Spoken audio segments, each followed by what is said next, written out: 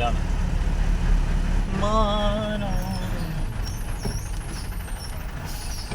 മലയ്ക്ക് പോയിട്ട് വരാന്ന് പറഞ്ഞാൽ പോകുന്നതാണോ വരുന്നതാണോ? പോവാ.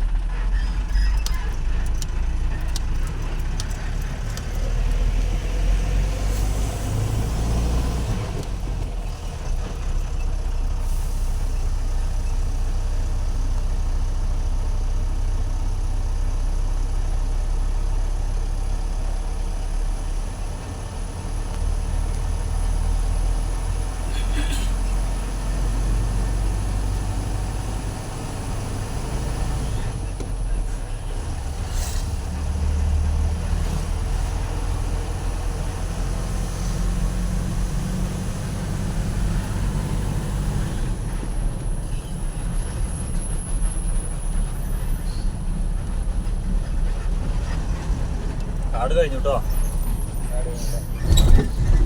ഇവിടെ ആർ ടി ഓഫീസ് ഉണ്ട്, അതാണ് പ്രശ്നം. ഇതൊന്നുമില്ല.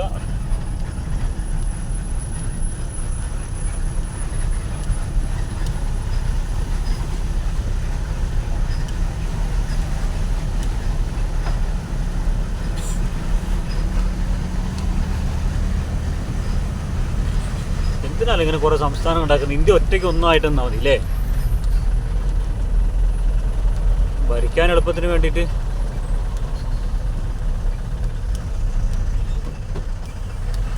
അതിൻ്റെ ഓരോ വർഷവും ഓരോ സ്റ്റേറ്റ് വികസിപ്പിച്ചെടുത്താൽ മതി. അപ്പോൾ ഈ പ്രശ്നങ്ങളില്ല. അപ്പോൾ ഒരു സ്റ്റേറ്റിന് കിട്ടിയില്ല, ആ സ്റ്റേറ്റിന് കിട്ടിയില്ല, അങ്ങനെയല്ല. ഓരോ വർഷം ഓരോ സ്റ്റേറ്റുകളായിട്ട് ഇതാക്കി സെറ്റാക്കി എടുക്കുക. അപ്പോൾ പിന്നെ കുഴപ്പമില്ല എന്ന് പറഞ്ഞിട്ട് മറ്റുള്ള സംസ്ഥാനങ്ങൾ കൊടുക്കേണ്ടതല്ല, ചെറിയ വിഹിതം കൊടുക്കുക. അങ്ങനെ ഓരോ ഇപ്പോൾ ഒരു സംസ്ഥാനം റെഡിയാക്കി എടുത്തു കഴിയുമ്പോൾ അടുത്ത വർഷം ആ സംസ്ഥാനത്തിന് കൊടുക്കണ്ടല്ലോ പൈസ. ആ പൈസ കൂടിയിട്ട് രണ്ട് സംസ്ഥാനത്തിനാക്കി ചെയ്യാൻ പറ്റും. അർജൻറ്റ് ഈ വർഷം കൊടുക്കേണ്ടതും പിന്നെ അടുത്ത വർഷം കൊടുക്കാൻ ഉദ്ദേശിക്കുന്ന എമൗണ്ടും വെച്ച് രണ്ട് സംസ്ഥാനം ശരിയാക്കാൻ പറ്റും. പിറ്റേ വർഷം ആകുമ്പോൾ അത് 3 സംസ്ഥാനം ചെയ്യാൻ പറ്റും ആ സെയിം എമൗണ്ട് വെച്ചിട്ട്.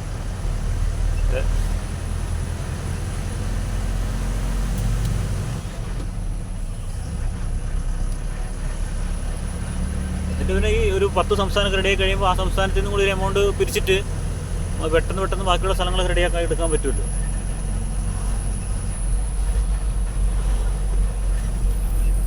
സർക്കാരിന് എത്ര വരുമാനം കിട്ടുന്നവർ ഈ കിടക്കുന്ന മരങ്ങൾ, അങ്ങനെയുള്ള സാധനങ്ങൾ, അതേപോലെ ഈ ആക്സിഡൻ്റായി കിടക്കുന്ന വണ്ടികളൊക്കെ പിടിച്ചിട്ട് വണ്ടികളൊക്കെ ലേലം ചെയ്ത് ഒഴിവാക്കുക, സ്ക്രാപ്പിൽ കൊടുക്കുക. ഒരു കാര്യമില്ല. അതേപോലെ എന്തോരം മണൽ കള്ളത്തടി പിടിച്ചിട്ടേക്കുന്നൊക്കെ എന്തോരം, അതൊക്കെ ലേലം ചെയ്ത് വിറ്റ് കഴിഞ്ഞതിന് സർക്കാരിന് എന്തോരം വരുമാനമുണ്ട്.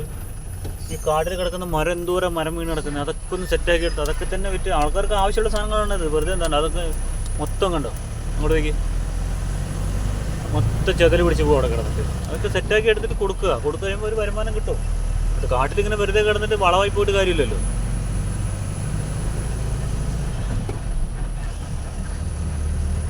അല്ലെങ്കിൽ ഈ നിൽക്കുന്ന മരങ്ങളിൽ മൂത്ത മരങ്ങൾ നോക്കി മുറിച്ച് വിറ്റ് ഒഴിവാക്കിയിട്ട് പകരം ഇല്ലിക്കാടുകൾ പിടിക്കുക. അപ്പം മൃഗങ്ങൾക്ക് തിന്നാനുള്ള തീറ്റയാവും, ഇതാവും. മറ്റേ ഈ കൊന്ന പോലത്തെ സാധനങ്ങൾ ഒഴിവാക്കുക.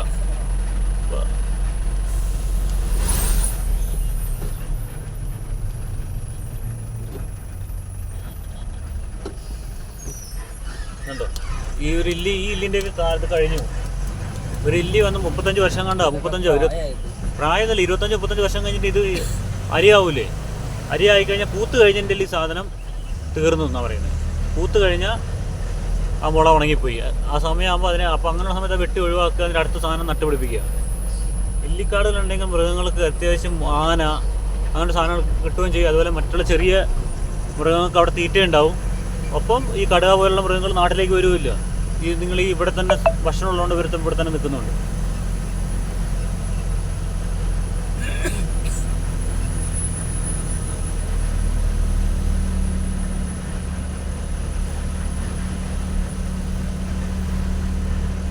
നിങ്ങൾക്ക് വിജയ് അറിയില്ല? വിജയ് ചേട്ടൻ നമ്മുടെ EVM വണ്ടി ഓടിക്കുന്നത്. ഒരു ദിവസം നമ്മളല്ലേ ഓർമ്മ പാലക്കാട് ഇന്നത്തെ ദിവസം ബുധനാഴ്ച ആകുമ്പോൾ നമ്മുടെ വണ്ടിയാണല്ലോ വരേണ്ടത്. ഇന്ന് വ്യാഴാഴ്ചയല്ലേ? ഇന്നലെ പോയ നമ്മുടെ വണ്ടിയാണ്, NIS-ൻ്റെ വണ്ടിയാണ് പോയത്. ഇതിലാണ് അവർ സത്യമൂലമാണ് വരുന്നതെന്ന് അറിയില്ല. ആരാ അറിയില്ലല്ലോ ഡ്രൈവർ.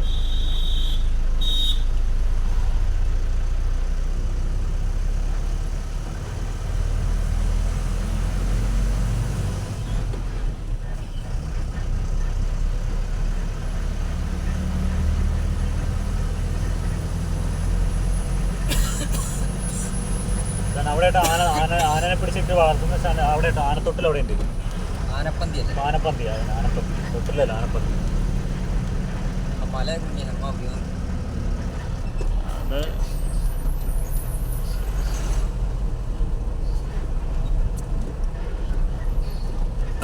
ബ്രോ ഇവിടുന്ന ബ്രോ ആന ഇതിനെ കണ്ടേ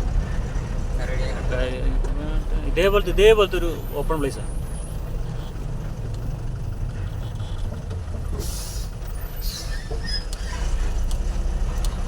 ഒരെണ്ണം കൂടി ഇതേപോലത്തെ ഒരെണ്ണം കൂടി ഉണ്ടോ അവിടെയാണ്.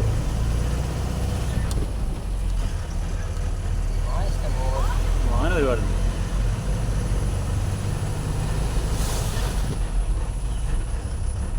ആന ഒരുപാടുണ്ട്. അതുകൊണ്ട് ഇവർക്ക് കടുവ അങ്ങനെയുള്ള സാധനങ്ങൾക്ക് തിന്നാൻ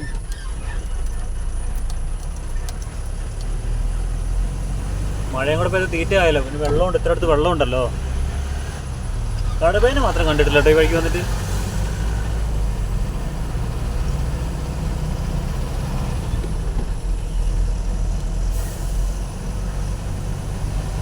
അവർ ഈ വഴിക്ക് വന്നാലോ ഇവിടെ പാട്ടവയിലാവാത്തുള്ളവരായിരിക്കും അല്ലേ? ബത്തേരി വണ്ടി. ഇവിടുന്ന ബ്രോ ഇതാ സ്ഥലം. കടുവയെ കണ്ട സ്ഥലം ഇതാണ്. ഈ പാലത്തിനടി നിന്നാണ്ട് കടുവയും പോട്ടെ. കരടി ഇത് എവിടെ നിന്ന് ഇതിവിടെ കയറി നിൽക്കുന്നിട്ട്